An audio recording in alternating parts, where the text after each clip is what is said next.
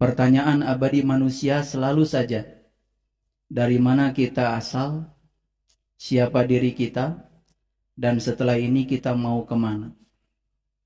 Dan pertanyaan abadi ini jarang sekali yang merenungkannya. Bahkan lebih banyak manusia yang menghabiskan seluruh waktunya di kehidupan ini hanya untuk mengumpulkan yang akan ditinggalkan.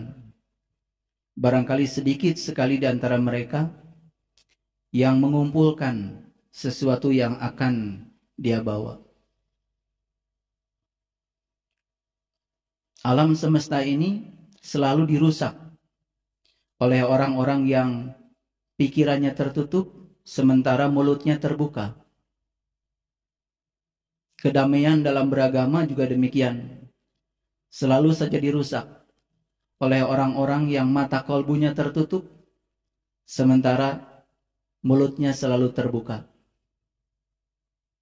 Orang yang tertutup mata kolbunya, mulutnya terbuka, merusak kedamaian. Orang yang terbuka mata kolbunya, mulutnya tertutup juga tidak berbuat apa-apa. Sebaiknya, sebelum kita membuka mulut, sebaiknya kita membuka kolbu kita.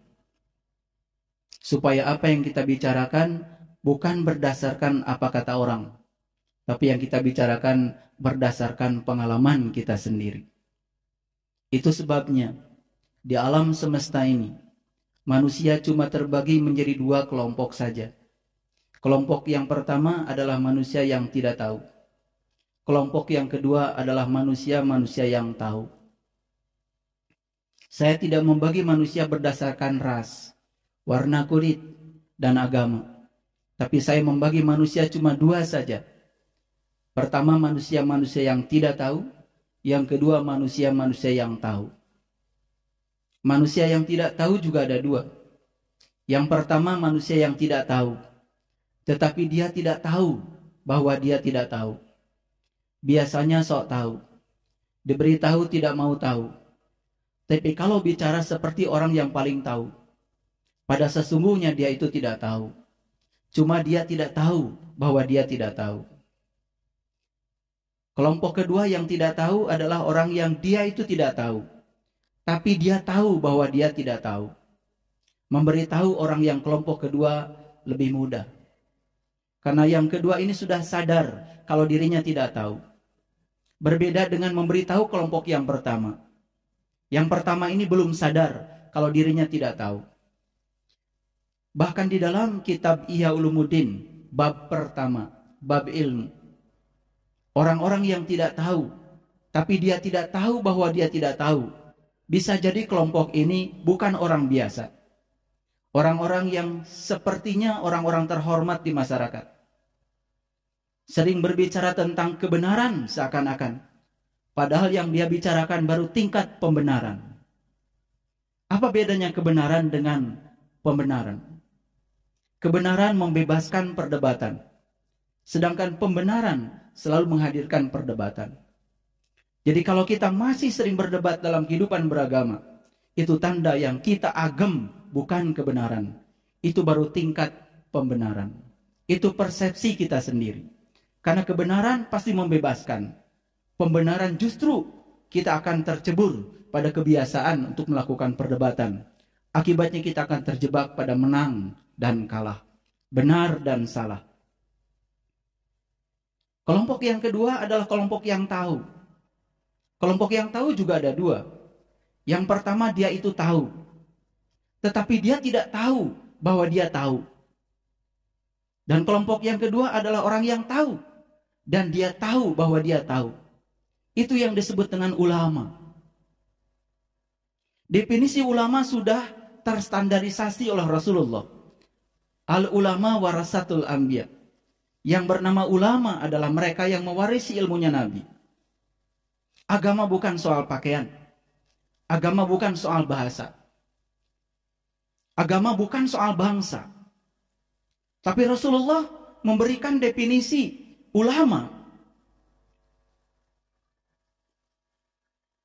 Tidak didasarkan atas bangsa.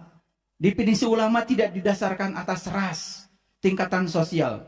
Al-ulama warasatul anbiya. yang namanya ulama, siapa saja di antara mereka yang mewarisi ilmunya Nabi. Lalu apa ilmunya Nabi? Kalau kita belajar dari Al-Quran secara jujur, di Quran surat Al-Maidah, sesungguhnya ilmunya Nabi itu cuma satu. Innama a'idukum antakumulillah. Ilmunya Nabi cuma satu. Bagaimana cara kita mencapai Allah? Itulah ilmunya Nabi. Sehingga pertanyaan abadi yang tadi itu bisa kita jawab. Siapa diri kita? Dari mana kita asal? Dan setelah ini kita mau kemana? Itu pertanyaan yang harus dijawab sekarang. Bukan pertanyaan yang harus dijawab nanti. Pertanyaan man robuka, siapa Tuhanmu? Bukan pertanyaan yang harus dijawab di alam kubur yang berbentuk tanah. Tapi kuburan yang sebenarnya adalah tubuh kita sendiri. Yang terkubur adalah jiwa kita sendiri. Maka jiwa ditiupkan ke dalam tubuh kita. Di alam semesta ini, tujuan cuma satu. Untuk mengenali Dia. Agar kita bisa pulang kepada Dia. Dalam sebuah hadis qudsi, Allah berfirman, Aku adalah suatu perbendaharaan yang tersembunyi. Aku ingin agar aku dikenali. Maka aku ciptakan manusia. Agar manusia mengenali aku dengan diriku. Sayyidina Ali ketika ditanya, Ya Ali, apakah engkau mengenal Tuhanmu? Ya. Dengan cara apa engkau mengenal Tuhanmu? Lalu Ali berkata, Ru'yatullah bi'ainil qalbi. Aku mengenal Tuhanku, melihat Tuhanku dengan terang mata kalbuku. Bagaimana cara engkau mengenal Tuhan? Arabtu rabbi bi rabbi. Aku mengenal Tuhanku dengan Tuhan itu sendiri. Bagaimana mungkin kita bisa merasakan rasa dan sifat dari api kalau kita tidak mendekat pada api? Bagaimana kita bisa merasakan rasa dan sifat air kalau kita tidak mendekat pada air? Kita tidak mungkin bisa merasakan dan mengetahui sifat air dan api kalau kita hanya dari jauh saja mempersepsi tentang air dan api. Kita tidak akan pernah merasakan air dari tulisan air. Kita tidak akan pernah merasakan air dari sebutan air. Kita tidak akan pernah merasakan api dari tulisan api. Kita tidak akan pernah merasakan api dari sebutan api. Begitu juga kita tidak akan pernah merasakan Allah dari sebutan Allah. Kita tidak akan pernah merasakan Allah dari penjelasan tentang Allah. Kita juga tidak akan pernah merasakan Allah dari tulisan Allah. Kita hanya akan merasakan Allah dari Allahnya itu sendiri. Lalu tujuan penciptaan manusia yang pertama yang Allah isyaratkan dalam hadis qudsi, Aku adalah suatu perbendaharaan yang tersembunyi. Aku ingin agar aku dikenali. Maka aku ciptakan manusia agar manusia dapat mengenali aku dengan diriku. Lalu manusia dikasih 3 sarana. Yang pertama tubuh, yang kedua pikiran, dan yang ketiga adalah jiwa. Tubuh adalah kendaraan bagi kita untuk mengantarkan jiwa kepada Allah. Pikiran adalah sarana untuk menampung pengetahuan. Dan jiwa atau kolbu sarana untuk menampung segala pengalaman rasa. Makanya saat kita dilahirkan ke alam dunia ini, kita diberi 2 keranjang yang masih kosong. Yang pertama keranjang pikiran untuk menampung pengetahuan.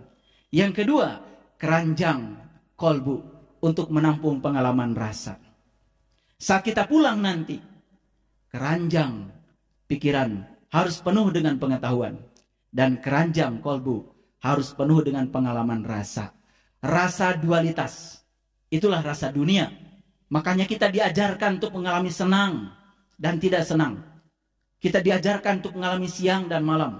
Kita diajarkan untuk mengalami ada dan tidak ada. Kita diajarkan untuk merasakan sempit dan senggang. Kita diajarkan untuk merasakan sedih dan bahagia. Rasa-rasa dualitas itu, semakin kaya kita merasakannya, suatu saat kita akan bisa melampaui 2 pengalaman rasa itu.